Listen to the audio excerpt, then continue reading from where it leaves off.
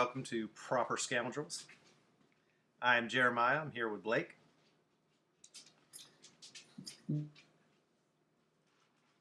And Blake froze. First episode, so that'd be cool. Yeah. And within the first minute, you froze completely. Do what? You froze completely. It was like internet's bad.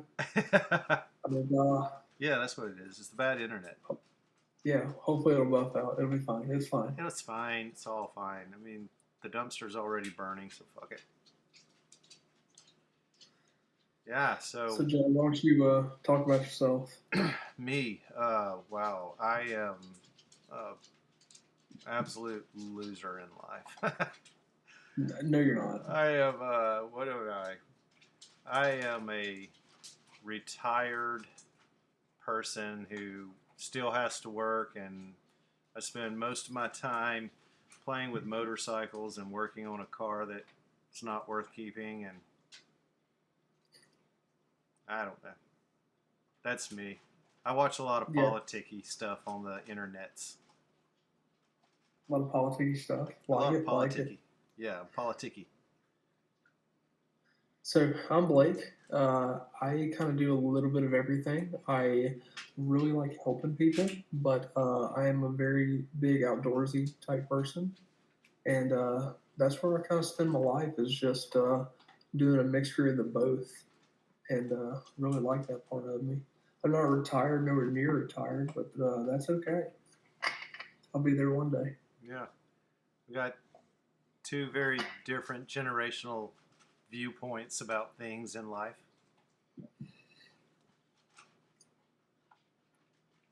So what are we talking about today? Let's talk about Daniel Penny. Daniel Penny, okay. Yeah. Interesting. Yes. So let me pull my notes up on this because I found this one to be very interesting while I was researching this whole the whole topic. Yes, I've been following this since it happened, and when it first happened, I was like, "No, how does somebody stop a criminal who's threatening to kill everybody on a train?" Which is, I mean, that's terrorism. You know, like. Oh, sure. So I didn't know much about the case from the get-go, and I don't watch the news too much because I don't know what you're getting if it's fact or fiction, and it depends what station, and then you have to kind of determine on your own. And I just don't have time for that, right? But the more I looked into it, and I try to base everything I looked off of facts, and I don't know how it went to court, you know? Like, that's what blows my mind is how did it go to court? Yeah, so for anybody who doesn't know, the Daniel Penny case, Daniel Penny is a retired Marine, I believe, and was in New York on a train when a known criminal came into the car, began demanding food, and said he was going to kill everybody and that he would go to jail. He didn't care, and made some very aggressive moves. So Daniel Penny came up behind him, put him in a restraint hold, and held him until they got to the next platform where they were able to get off the train and get police assistance. However, the hold was, the struggle was real, and the man that Daniel Penny was restraining ended up dying from that restraint. Now, a lot of people have been on a lot of different sides of this case because Daniel Penny is a young white male and a Marine and an upstanding citizen by all accounts. There's not been any kind of character revelation about Daniel Penny that has ever made anyone think that he was a criminal. However, what is it? Jordan Neely, was that the person who died? Yes, that was him. Yes. He was a known criminal, arrested some 50 times or more, multiple times for violent crimes, and he idolized a pedophile. His life was dedicated to impersonating a known pedophile. And then one day on a train, in some sort of a psychiatric rage, he met his end. So most normal people would say, oh, this is a clear-cut case of self-defense where a young man defended people on the train. And from interviews from people on the train, this was a very scary incident, and they were very happy that Jordan Neely was restrained. I don't think anybody's happy to see anyone die, but yeah, maybe there's some people out there, who knows. And so initially, Daniel Penny was questioned by the police and released, and it seemed like it was purely a self-defense case, but then later was arrested and charged with criminal homicide or something like that. I think so. Yes, and then just this past week, the court case imploded on itself, and the jury could not make a decision, and so they reduced the charges, and the jury acquitted him, found him not guilty. Now, the media and certain factions in the world decided to make this case about race, like the reason it happened was, my dog's trying to eat the microphone, was because Daniel Penny just wanted to kill a black man, and that's why it all happened, which was absolutely not the case by any proof that's been publicized. Now, I wasn't there, but from everything I've seen on podcasts, on media reports, this is absolutely a case of somebody who fooled around and found out. So there's some takeaways on what you said, and everything you said is factual that I've seen so far, right? Yeah, so he had been arrested 42 times in the past, right? And that was a number that I heard was 42. I don't know if that's the exact number, but yeah, he was schizophrenic. He's probably off his meds like most people are, and he gets on this train and starts acting a fool. Well, Daniel, in his words, felt the safety of everybody else was in jeopardy, so he waited for his time to act and he wrestled the guy down. I watched video that people recorded because everybody's got a cell phone. So the videos that people recorded, it was 6 minutes long. He was fighting for 6 minutes until he just stopped. The minute that what was his name again, Mr. Neely? Yes. The minute he stopped, Daniel got off of him. And about that time, the cops showed up. Now, mind you, that's a 6 minute response time for the police. Think about that in our real lives, right? Now, was that the time it took from the incident starting to the time to the next platform, or were they still restrained? They were stopped for a period. Okay. They were stopped for a period, yeah. That's the way it looked, because somebody had their phone and they were obviously on the outside of the car with the doors open, and they were recording. There was somebody in front of them, and then they were kind of recording from the side, and you could see Mr. Neely still like fighting with him. Now, correct me if I'm wrong, but in some of that footage, there is another person also helping to restrain him, isn't there? There's two other people holding arms and legs.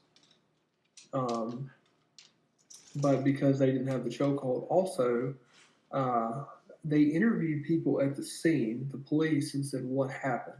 And there were several African American females on that train and said, I'm so thankful that man stopped him. I'm so thankful that man stopped him.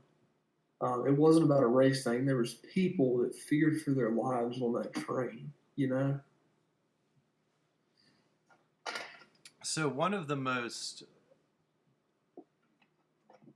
I was disturbed by it because it made me angry. I wasn't disturbed by it per se, but it made me angry. I saw an interview with Jordan Neely's father and an attorney that I assume Jordan Neely's father acquired to, who whatever for whatever reason, and Mm-hmm. he made the statement that when somebody is in a psychological emergency like Jordan Neely was, that the proper thing to do is to ask them what they need and to ask them if they are hungry, if they need food, if they need water.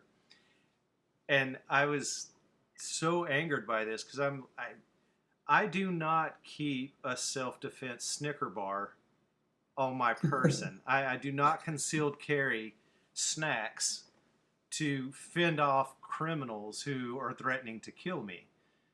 Mm-hmm. So to have that as a narrative that a lot of especially left leaning media ran with was that he needed food, he didn't need to be fought. And I heard that over and over and over again. Was really, it really made me angry because I'm like, there is no shortage of food. He had food on him. They Mm-hmm. and they talk about that, just not in the same sentence. But they said, well, he was defenseless. All he had was a muffin, so he had food already. So why does he need? Why should we have to feed him because he's making a scene in a subway? Mm-hmm. And to think that the justice system has deteriorated to the point where a young man who served his country, served his community, and probably saved females because Jordan Neely's crimes were predominantly against females. Mm-hmm. Twice he had been arrested for felony battery on a female. And so, you know, to say that this young man who protected these people is now having to go through a trial and whose name is going to be synonymous for a long time Mm-hmm. with vigilantism and things like that. It's just angering to me because where did we go wrong? Where did we as men go wrong to where this young man was able to be brought up on charges? Right, and you think about that, like that was 6 minutes for the police to arrive, for some type of authority to arrive. What happens when you live out in a rural area, and we're talking about a 20 something minute response time if somebody's acting out of line? Maybe more, maybe less, just depends where you're at. But me as a man, like, why should I step in and handle a threat if the threat's to arrive? Um, I agree wholeheartedly with what you said because it's messed up. I'm a firm believer that evil prevails when men do nothing. Oh, for sure. And I don't think that we have to be police officers or paratroopers to step in and make a difference in a situation. There's too many people that are, it's not my problem. It's not my problem, so Mm-hmm. I'm not gonna worry about it. And I'm glad that there are people like Daniel Penny in the world that will say no. This goes no further than here, and they will step in and they will make a difference and probably saved people from being assaulted, if not being killed. I mean, that's what Jordan Neely was saying, that he was going to Mm-hmm. kill people and he didn't care if he went to jail. So, Someone is going to die today. That was verbatim what he said. yes. Well, he was right. Yeah, yeah. He found that one out. Yeah, he somebody did in fact die that day. And I think it was an appropriate response. I think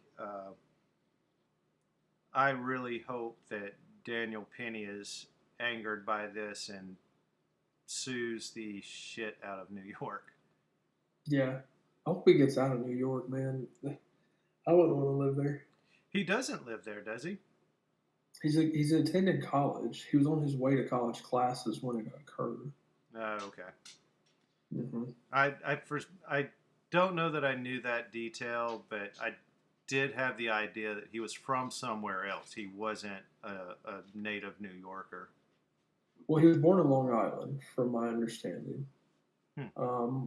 Went to the Marine Corps, did his. I think he just did one tour with them. That 4 years, and he was out, and he was doing what every military person does and go to college.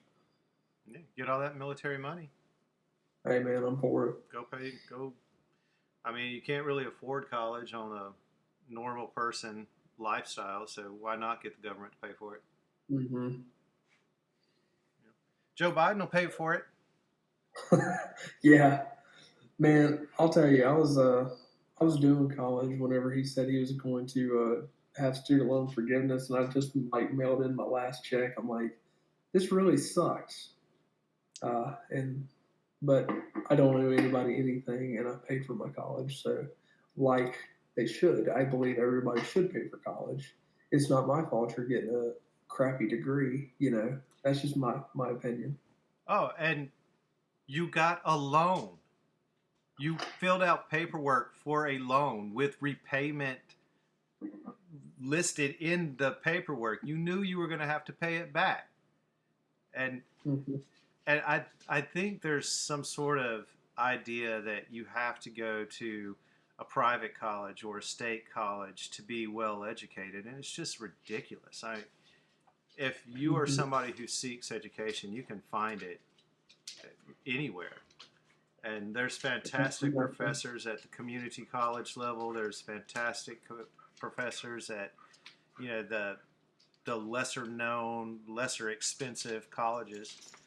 And I'm not a Hmm. big college guy at all. I've been to college. The Army paid for it. Good old Uncle Sam, thank you very much for that. That was some of the best money I ever invested. But I don't find, I don't think I'm better at the things that I'm educated at than somebody who went to a less prestigious college than I went to. And then I don't believe that going to college is important for everyone. Like, if you really believe in something and say you want to be a nurse and you want to be the best nurse that there is, and you go to nursing school, I'm all for it. I think that's appropriate. But just because you don't go to college doesn't mean that you're not equally as successful or prestigious as somebody who did. Right. I know. And what's the difference in a nurse that's graduating from uh, the tech school right down the road and a nurse that graduated from, I don't know, the University of Florida, we'll say? What's the difference in those two? Not a dime. One's got a lot of debt, the other one doesn't. Which one's smarter? Probably the one that doesn't have the Yeah. debt. Yeah. One's probably going to get burned out on the floor, and one's probably going to thrive in a unit. So, Yeah. Like,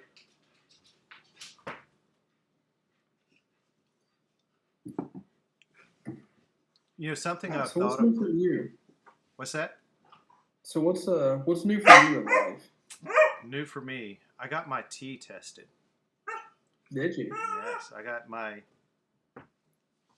testosterone levels tested, and I'm very low.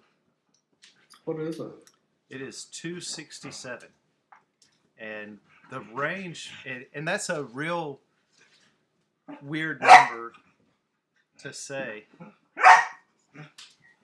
Stop that. Because that's not a really clear picture of, like, symptoms don't necessarily match up with numbers when it comes to low testosterone. So it really comes down to what is your free testosterone quotient to your total testosterone quotient. And Interesting.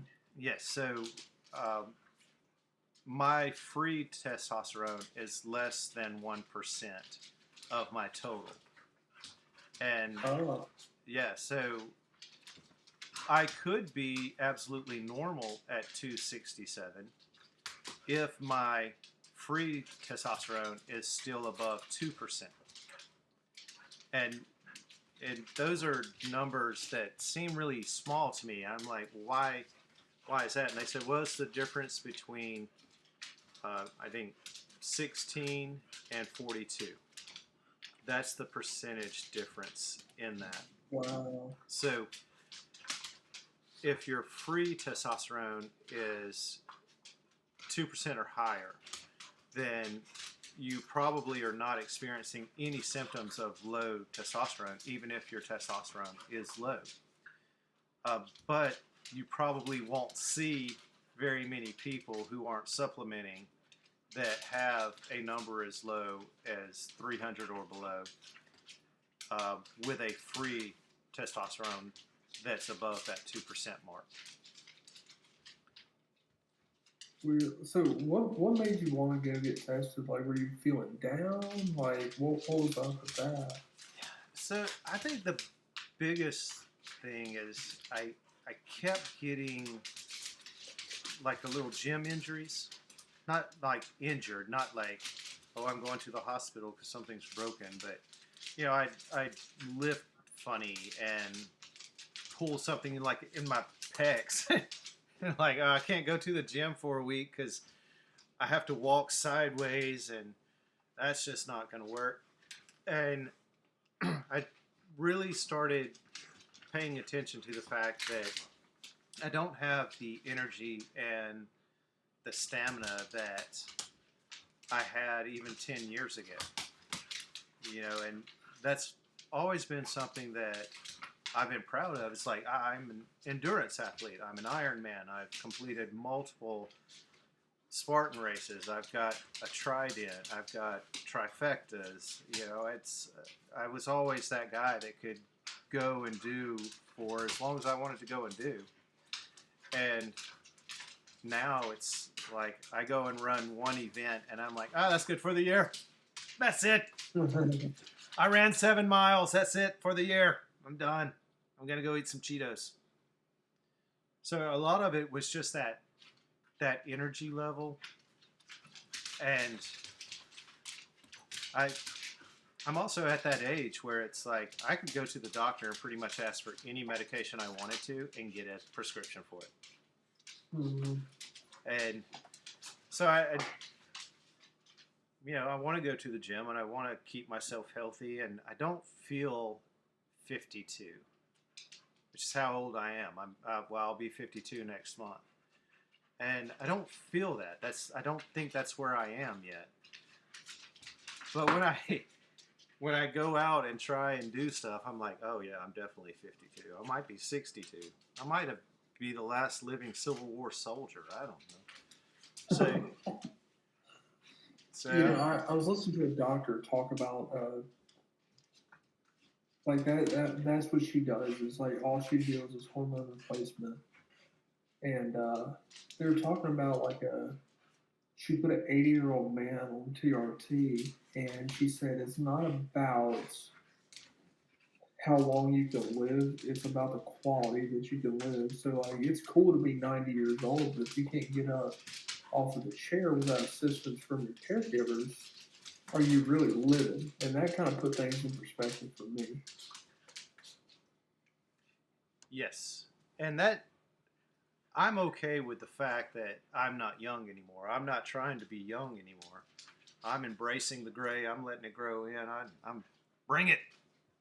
But I don't want to be invalid. You know, I don't want to just be sitting around on the back deck drinking a scotch and smoking a cigar or something. It's there's still life out there that I want to live, and so that was kind of my motivation to it. You know, and it was like I want to be the same strong, capable guy that I've been at least for another 10 years. I feel like after 60, maybe I'll let things slow down a little. But until then, I want to keep going. No, I agree with that. Um, Now, are you going to get on TRT? Because do you think that's the goal? Yes, yes, I will be starting that.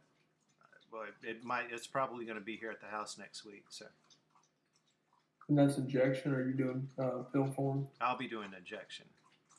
And this is something that's really interesting. That do you ever listen to More Plates, More Dates? I haven't. Yeah, it's not talking about dinner plates, but it's this guy named Derek, and he's real big into that, and he does a lot of research into it. And I think that he is doctorate level. He's at least graduate level. It's again his education and his especially his recallable knowledge on these topics is phenomenal. But he had a really interesting theory on it where a lot of guys will dose once a week. And so once a week, they'll go from this really low level and they'll spike really high, and then they'll have this week long decline back to a slightly higher level than they were, and then they'll spike up again. And Mm-hmm. but he's found through research that guys who dose a little more frequently, the same weekly dose, but instead of doing once a week, doing twice a week or 3 times a week, still the same weekly dose, but splitting it up, they do not spike as much. So their profile just kind of comes up at a more level pace until they get back into that normal range. And that gives the body a lot more opportunity to release the free testosterone and Hmm. not, because it's my goal is to stay in physiological therapy range. I don't want to be super physiological, which is what you see in a lot of people who are trying to get bigger in the gym, trying to go for aesthetics and things like that. And I want to look better. I'm not ever going to try and look worse, but it's just happening. It's just there's no stopping it. But like the guys who, and I don't even want to say abusing it, but it's really rare to find somebody below the age of 30 who's in hypogonad syndromes that needs to supplement their testosterone. So personally, I want to get back to a healthy and lively level, and to keep myself active and to keep myself living at the level that my mind is at. But I think there's a lot of people who will use it. I don't want to say selfishly, but with more selfish goals than to. It's like, oh, I want to get big now, and I don't think they contemplate the super physiological side effects of that, or the Mm-hmm. side effects of that super physiological level that they're going to get to, and also the detriment that would happen after that. So if you're still in that age range where you're producing fine, your pituitary glands are working, and you're making a lot of testosterone, and you start supplementing it, then the body's going to say, "Oh well, I don't need to," and it'll Sure. Right. drop off, and you'll be a slave to it from then on. Yeah. So I know a lot of like bodybuilders and stuff. They have to after they get off their cycles of tests, they have to go on TRT. And from my understanding, they don't run just test straight. Like they don't continue to run that for like 5, 10 years. Their heart will probably explode at that point. But they'll have a cycle of it. So we'll say a 6 week cycle. And on their while they're off of that cycle, they have to go on TRT because their body's not producing that anymore. You look at these big dudes like Ronnie Coleman and stuff like that. He'll be on TRT for the rest of his life because his body is probably at a big zero. You know, Oh yeah, just with all the gear that he was running. yeah, and I think there's a huge difference in TRT, testosterone replacement therapy, and just banging tests to get big in a gym. And the clinic that I'm working with, they don't just test my T levels. They also check my estrogen levels, and they also check a lot of other things. Really interesting thing. Dr. Brian Attia or something like that.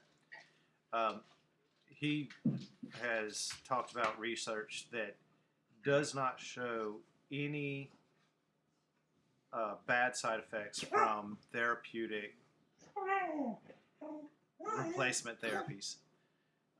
And so a lot of people say, oh, yeah, you'll get heart disease and liver failure and all these other things. But there's just not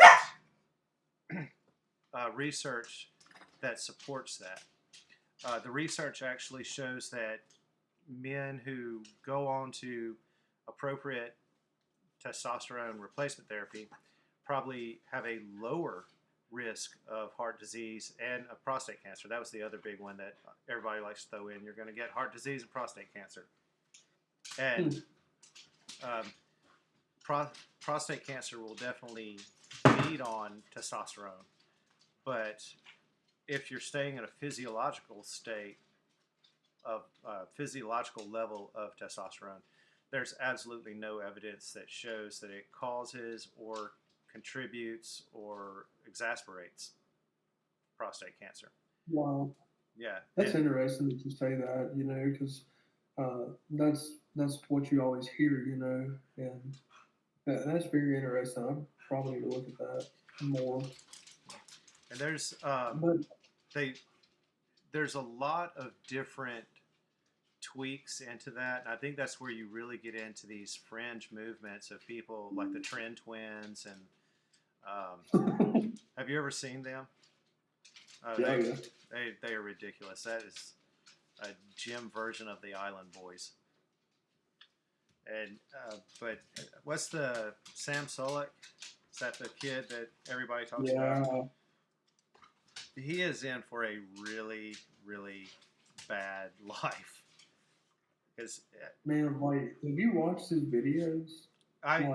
He can't do anything. Like, he just walks into the gym and he's huffing and puffing.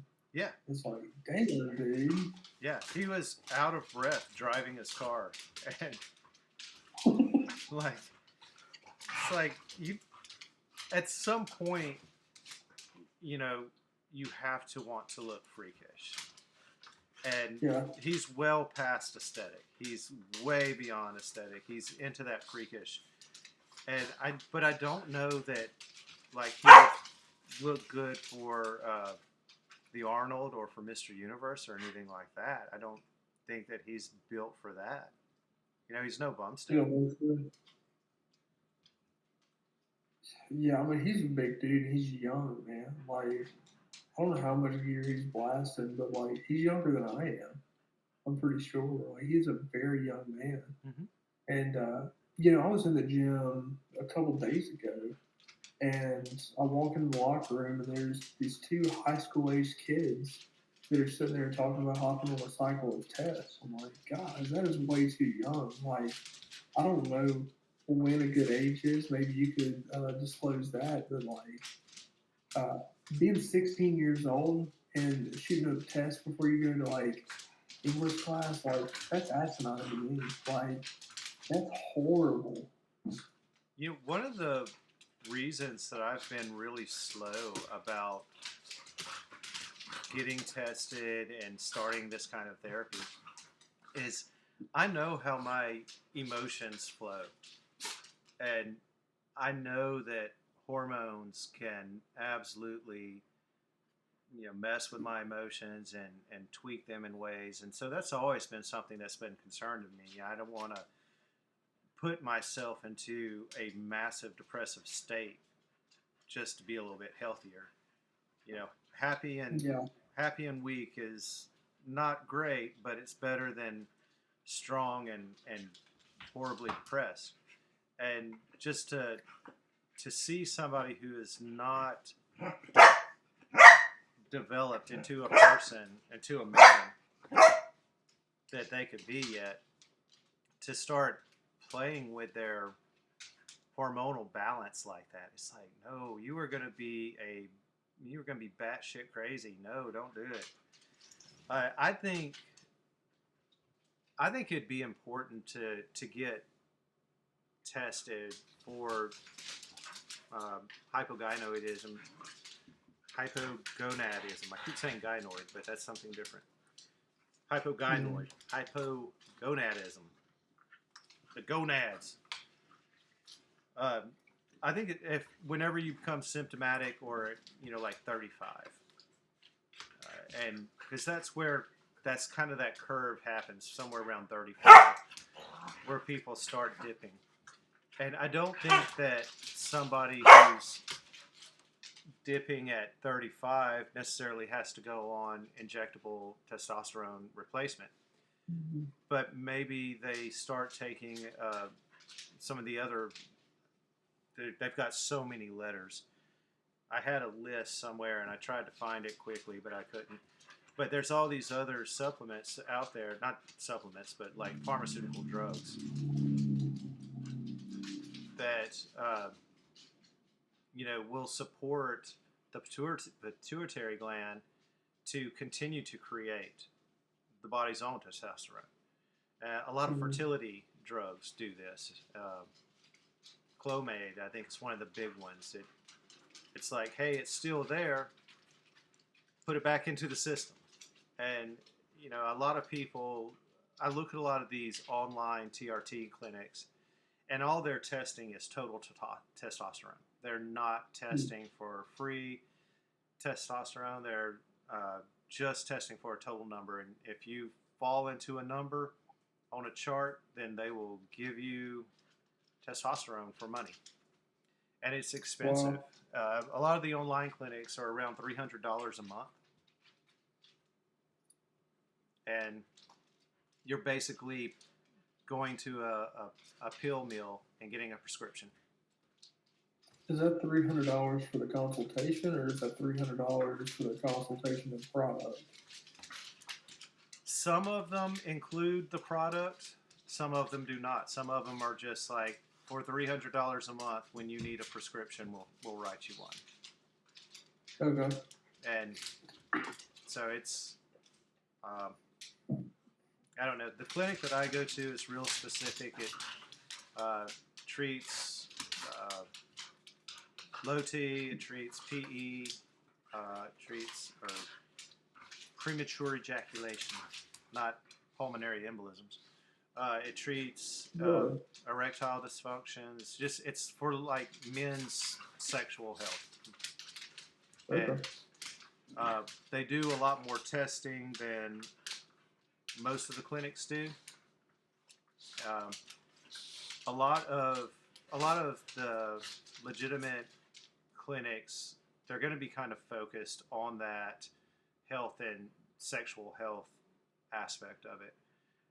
Otherwise, you pretty much have to go to a urologist, and their criteria may be different. I think like AMA is like anything under 300 can be treated, but a lot of them will say, well, unless you're under 200, we're not going to go to testosterone replacement therapy. We're going to, get you to eat better. We're going to get you to sleep better. And so, and I think, one of the big things that I did was I did get my food into a much better position. I did get my sleep into a more disciplined regimen. And I will definitely say that I have seen improvement, but I'm not back to where I was like pre-COVID. Well, I will say, so I'm very much into the holistic type of things.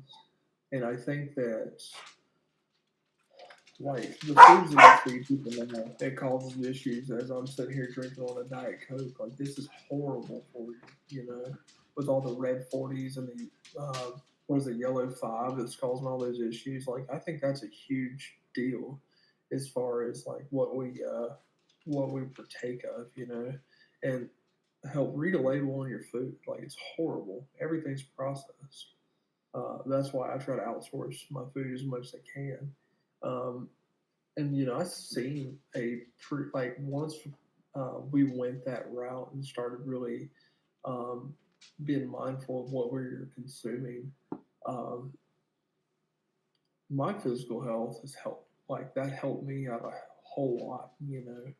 Um, no, I'm way too young to even think about TRT or anything like that. I'm in my late 20s. I'm 27. Be 28 in May. But like, um, way too young for that. I Um, don't think it would be unreasonable to be tested. To find a well, baseline of where you are as part of your like yearly checkup with your doctor. That's I think it's not only appropriate. I think it's wise because people don't follow the rules on anything. I my eyesight didn't go bad until about 3 years ago. 4 years ago, I could still make do without the extra eyes. Uh, Now it's like I'm going to walk into something, uh, but there's no rhyme or reason to it. That's just when it happened to me, and it happened yeah, quickly. And um, Doctor Atia, I believe is his name, ATIIA or something like that. Uh, he said that it's wise to get that baseline, um, especially pre-30, before they're interesting. yeah. And I mean, it's the doctor will probably look at you weird if you say, "Hey, I'd like to have my T test," and he'd probably be like, "I'm not giving you that or Adderall." 'Cause that's if I find if you find either some testosterone or some Adderall, apparently life will be better. Uh, uh, but uh, if you say, "Hey, it's something that I'm monitoring, just like I'm monitoring my cholesterol and I'm monitoring my blood pressure, and mhm. I'm, it's just something that I want to have a baseline on." I don't think it's unreasonable to have it tested, because what if it is low? Mm. What if you're abnormally low early in life? Very valid point. But something else that affects my testosterone is I don't have a sleep schedule. When I'm off work, maybe, but I work 24-hour shifts. And if I'm sleeping in the middle of the night and I have to go back to work, man, your dog is going nuts. Yeah, because But she's not getting attention. poor thing. But I work 24-hour shifts, and in the middle of the night, if I have to get up and go to work and perform, my sleep rhythm is gone. You know, and that's something I have to monitor and be very mindful of. Is like it's not really healthy for you.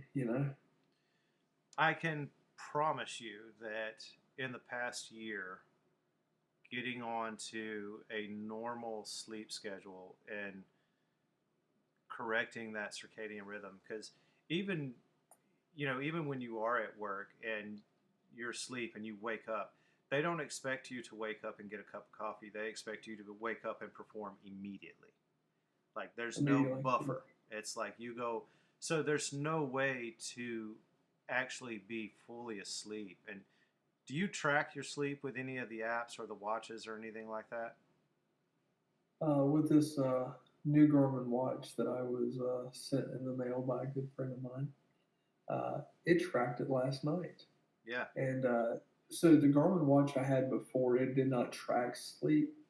And my Apple Watch did, but I never really like dove into it. But I with think the this problem with the this new Apple watch, Watch was they have to be charged like yeah, every day. yeah, that was like a big deal because like I would take it off, set it next to my bed, right where my phone is, and that's just what I would do. Then wake up, do it all over again. But the last two nights it was very interesting just to look at the watch in the morning and be like, wow, I got 5 hours and 2 minutes of sleep. Like I don't know how it caught that. And then my REM sleep was only like an hour, like that's interesting. Yes, and as the longer you wear that, the more information it gathers, and the more information it'll give you. And there are just a plethora of videos on YouTube about how to mill through all that information. But it will Mm. really uh, surprise you how little sleep you live on. Yeah. And now my typical discipline is by 8 o'clock at night, I'm in my bedroom. And Hmm. I may not be able to go to sleep immediately, but I'm in my bedroom. And there are very few nights that I look over at the clock and it's after 9. But I wake up at 4 in the morning, and Yeah. I start my day super early. And that's kind of, it's not because I'm like, going all Huberman or anything like that. It's, that's what works easiest for me. I can get to the gym before work, get a good workout in, and so now I'm already going to work with less stress, and I get off work. If I work all day and then expect to go to the gym, well, what if I get held over, and what if I'm a little late, and then it's like, oh well, maybe I won't go because it's already 6 o'clock, and so I've gotten that discipline down, and I can tell you there's a huge improvement in my overall life. Now, Mm. I'm, I'm in retirement, so I don't have that. I did your job for hundreds of years, hundreds. I'm Right. telling you, and now it's to think of going back to that kind of schedule. It's just absolutely not something I'm interested in. I like being home at night. I like going to sleep at night. I like waking up just before dawn. Not to mention, I feel a hell of a lot better. And Yeah. but I think there are strategies out there that someone in your position could still follow to get adequate sleep and to maintain those appropriate circadian rhythms. Hmm. And one of the things I'm glad of where I work at, they're really good about like I'm not going to mess with you in the daytime. Like I'm going to give you a task to do. Um, as part of like running calls and doing this other thing, you've got these like little tasks. I don't care when you complete it as long as it gets done in this 24-hour period. If it doesn't get completed, uh, it's really not that big of a deal as long as we don't make a habit of it. But go take a nap in the daytime. Like go get some type of sleep because you may not get any sleep at nighttime. And that's one of the cool things about where I work at. Another cool thing is I have a gym at work. So when I'm gone for those 24 hours, um, it's not the best gym, but it's a gym that I can accomplish everything I want to. So I have an hour ride to work. So what I like doing in the morning is I listen to a very lengthy podcast about whatever topic I want to explore that day. I'll get to work. I'll get my morning routine taken care of. I'll go to the gym. I eat lunch. I go to bed. I'll sleep from, and this is if we don't catch any calls or anything like that, have anything to do. I'll try to sleep from 12 to 2:30. 2:30, I need to be up.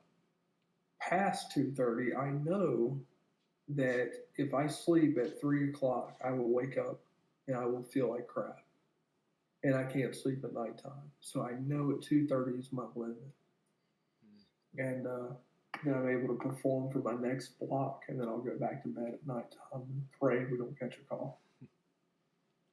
Oh yes, oh, rule of three. Yep. Rule of three gets you every time. For those that don't know, if you have two calls, you will catch a third one before the end of your shift.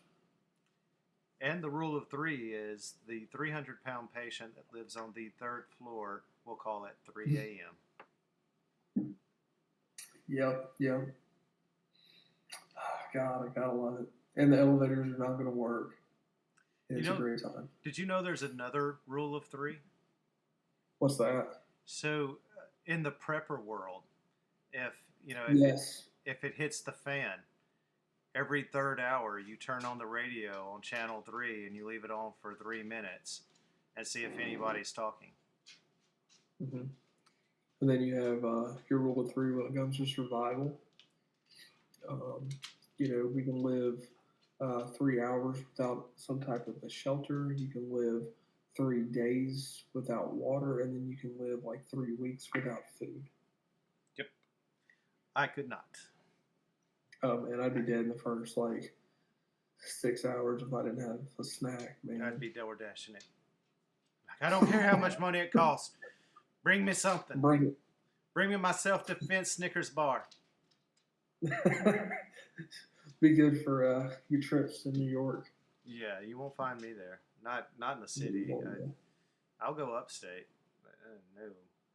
I I think would go that's with you, something. man. Man, I see a lot of these stories about these bad things that happen, and I'm like, you went there. Yeah, That's you yeah. went to the place where bad things happen. And I don't leave my house without some specific items that will assist me in case I run into that. And that's going to be another podcast episode. Yeah, But that's your fault for not, a little EDC goes a long way. Very, very. Yeah. Well, let's wrap this one up.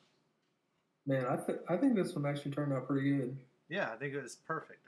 I think this is exactly what it's gonna be, and I think this is gonna be the start of a weekly or bi-weekly conversation about life, about Hmm. being men and promoting a non-toxic masculinity. I don't know. I think those are all the keywords that we're supposed to say. I don't know. I like it. I like it. Yeah. I don't know. I think to get clicks you have to say Andrew Tate. And Andrew Tate's the man. But I think that's like toxic masculinity, you I know?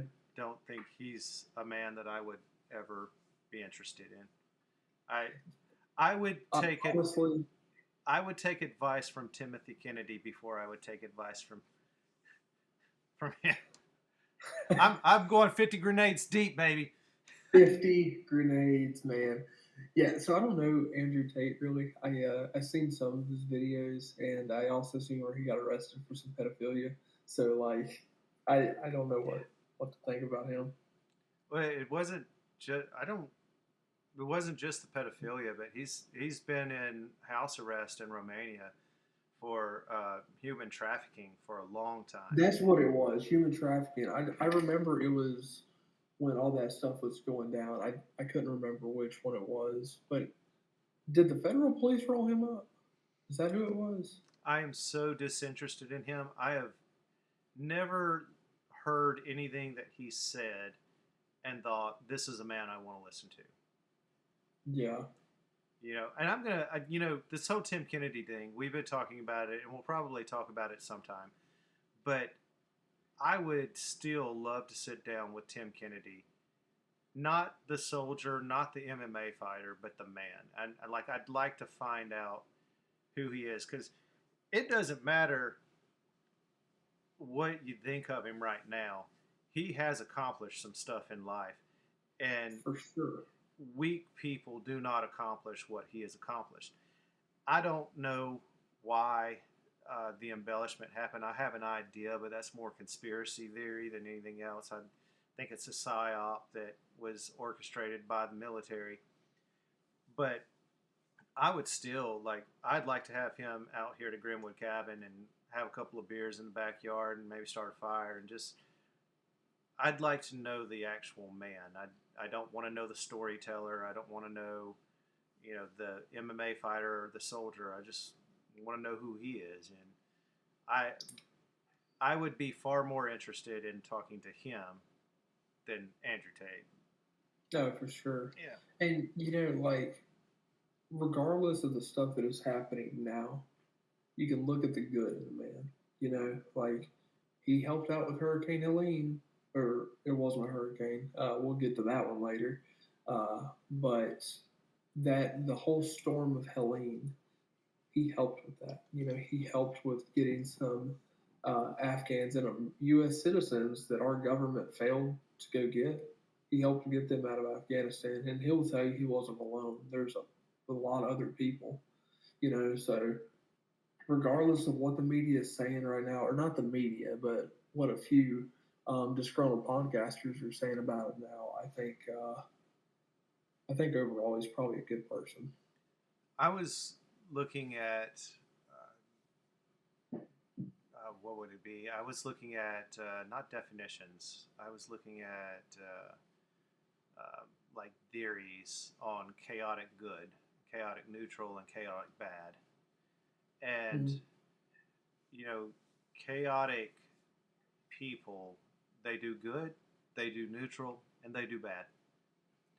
And it's very possible that you could be in Tim Kennedy's life and only know chaotic good. And it's Mm-hmm. very possible that you could be on the side that only knows chaotic bad. And Yeah. so yeah, the Tates, I don't care for at all. Kennedy, I will reserve an opinion until I meet him. And, I Yeah. probably will never meet him, but Right. I won't have an opinion until then. Mm-hmm. But I will all the time go 50 grenades deep. Like, Hey, man. man, like as soon as I heard that, and I was like, wait a minute, I've held grenades before, Yeah. and they're they're not light. No. And I was like, and there's like this pin thing that snags on everything. So like you can't put it in Mm-hmm. your pocket and just pull it out because you might, and then the pin is still in your pocket. So I'm like, and you're just gonna put a bunch of them in a bag, and Yeah. and I I was like, no, that's weird. That is what kind of tweaked my interest in the whole scandal that's happening. I was like, wait a minute, 50 grenades? Like they come in a box of 12, I think. And it's like a wooden box and each one's separated. I'm like, Mm-hmm.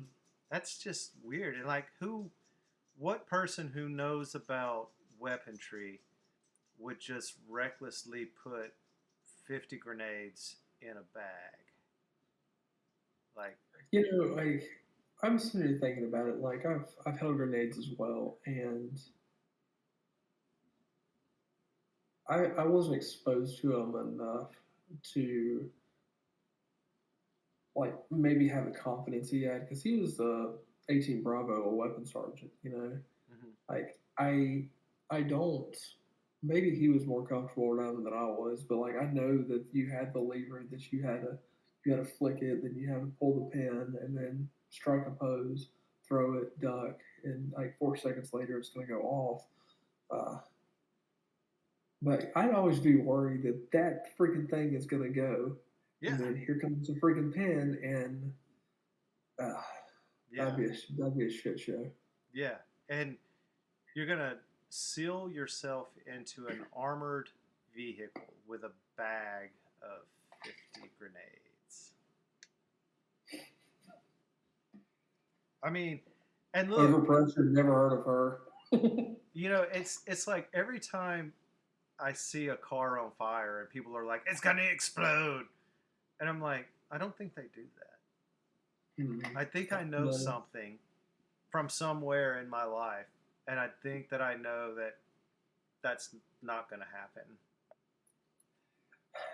I I remember going to a vehicle fire one day in one of my previous employments, and this lady runs up to me and she was like, "Hey, that car exploded 4 times." I said, "That's the tires."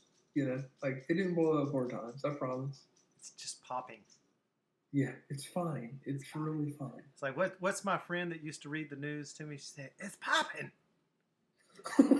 The car is on fire." I said, no, I got my 3 kids and we bounced out. Out. Not today. Yeah. God, this is a good one, man. This is Yeah. a really good one. Absolutely. Okay. Well, I'm going to end the recording now. And I invite people to leave comments, to leave suggestions, to like, subscribe. Andrew Tate on that subscribe button. You know, leave a Yeah. mess. Or you know, if you're into Brandon Herrera, you can come on the subscribe button, like a PS5 or whatever you said it was, PlayStation thing. Yes. Yes, that guy nutted on his PlayStation toy. Have you heard those stories? Wild. Did you hear those stories?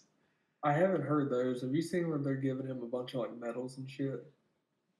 Oh, I'm thinking about Donut Operator. So Cody had loaned his PlayStation toy to somebody, and it came back and it had like pecker tracks on it. But yes, I love Brandon Herrera getting medals. Absolutely love that. I You know support what the wild part is? He's got a Purple Heart. Tim Kennedy doesn't. that. Yes, but did either of them earn it? Who knows? Yeah, see. All right. Well, stay tuned for more. Absolutely. Thank y'all for We're listening. sorry, the number you have dialed is not in service at this time.